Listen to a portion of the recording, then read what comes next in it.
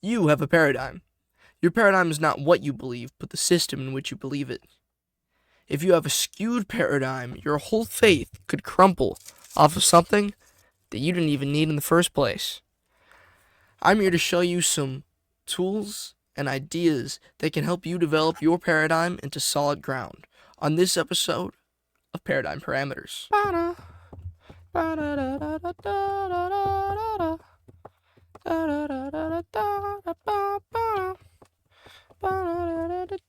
Today I want to talk about the idea of physical versus spiritual in the Bible.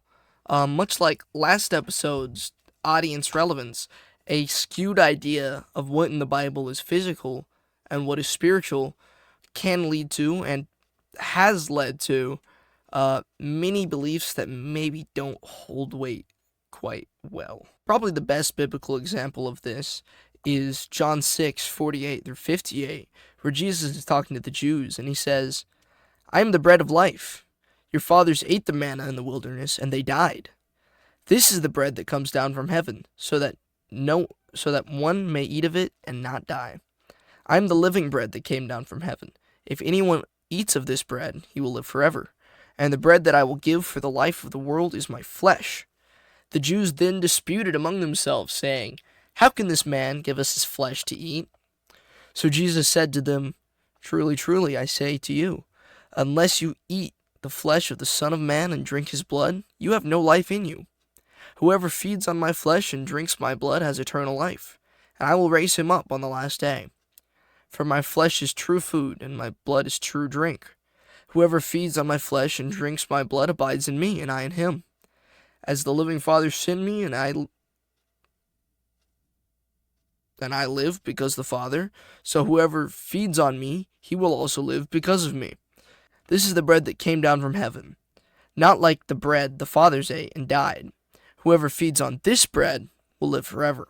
Look how the Jews see Jesus' words here, and how their physical outlook makes it seem as though Christians are cannibals here. I mean, this is also something that the Romans had a problem with the Christians on, that they're eating and drinking their Messiah. I mean, they say, "How can this man give us his flesh to eat?"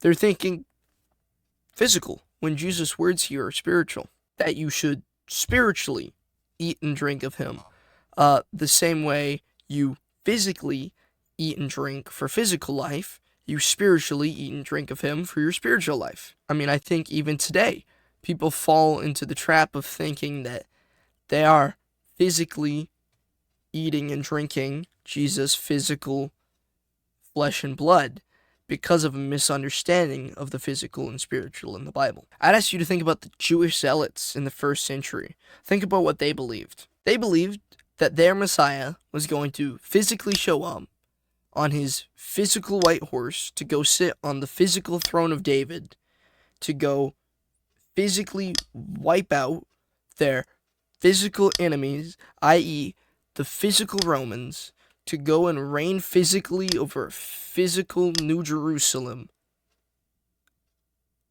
and reign over the entire physical earth physically. Now, I mean, these zealots had reason to believe the things that they did. It's just that they were wrong because of their physical outlook. That they looked at all the prophecies in the Old Testament and said, yeah, those things have to be happening physically. And because of it, I mean, when their Messiah was right in front of their face, they missed him because they were looking for this big, strong man on a horse instead of, some poor guy from Nazareth. Let's look at Jesus' response to Pilate when Pilate asks him if he was the king of the Jews. It's John 18:36 here. Jesus answered, "My kingdom is not of this world. If my kingdom were of this world, my servants would have been fighting, that I might not be delivered over to the Jews. But my kingdom is not from the world." No.